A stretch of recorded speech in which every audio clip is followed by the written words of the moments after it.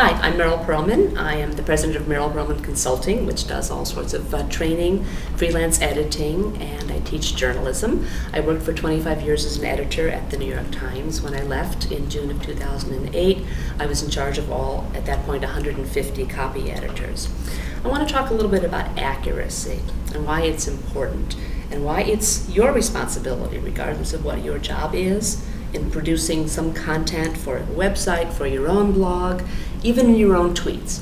Let's say your friend tweets and says, hey, let's meet at that restaurant at 4th and Grand at 6 o'clock. And you go to 4th and Grand at 6 o'clock, and your friend's not there. You're pissed. Well, it turns out your friend meant 5th and Grand. So what happens the next time your friend says, let's meet up at the restaurant? Probably don't say something, you probably would say something like, are you sure it's 4th and Grand? Are you sure it's not 5th and Grand? Now your friend knows that you know that you don't trust your friend so much anymore. So now think that you're a reader and you read something in the newspaper or on a site or saw something on television and it was wrong. How did you feel? You probably felt cheated. You probably felt pissed. It's one of the reasons that accuracy is important. So whose job is it? It's everybody's job. You've got to make sure that what you're doing to start with is correct. That means you've got to go back and check your facts. It means you have to go back and double check your facts. It means you have to know a little bit how your brain works. I know this. I know that 4th and Grand there is an empty lot and there's no restaurant there. So I can't meet my friends at a restaurant at 4th and Grand because there's no restaurant. And then you have to check your brain because you haven't been to 4th and Grand for a while. So maybe there is a new restaurant there. So then you have to go someplace to look it up.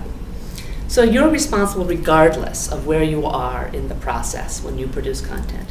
Whether you write it, whether you edit it, whether you're a web producer and are coding it, whatever you do, you're responsible for the accuracy, not just for yourself, but basically for everything that came before you. When you find that you've made a mistake, your initial reaction is to say, I made a mistake. Maybe nobody will notice. Bad.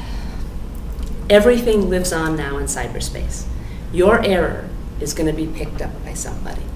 You've probably picked up somebody else's mistake, and you may have felt a little anger. Mistakes keep getting repeated.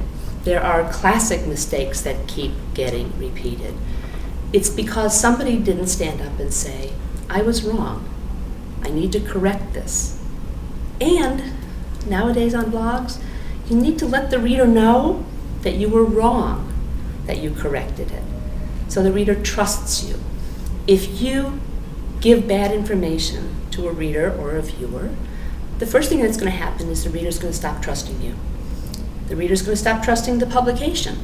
Your source is going to stop trusting you. Without trust, you've got basically nothing. Your mother will read it, maybe some of your friends will read it, but the people who don't know you will say, I can't trust that guy. He always gets everything wrong. Even if it's just one thing, even if you get 5,000 things right, it's the one thing that you got wrong that everyone is going to remember. Somebody just told me the story the other night, actually told it at a conference that I was attending, of Martha Stewart. Martha Stewart's obit is going to say something like, Martha Stewart, whose taste for style and fashion changed the course of design in America forever, comma, and who was convicted of lying to a jury, comma, died yesterday. The part of her being convicted of lying for a jury and serving a jail sentence, little tiny, tiny, tiny bit of her life. Yet there it is. That's what everyone remembers about Martha Stewart. Not just her good things, but most important, her bad. So don't make mistakes. Make it your responsibility and be honest about it. Check what you need, what you know, check what you think you know, and check what you don't know.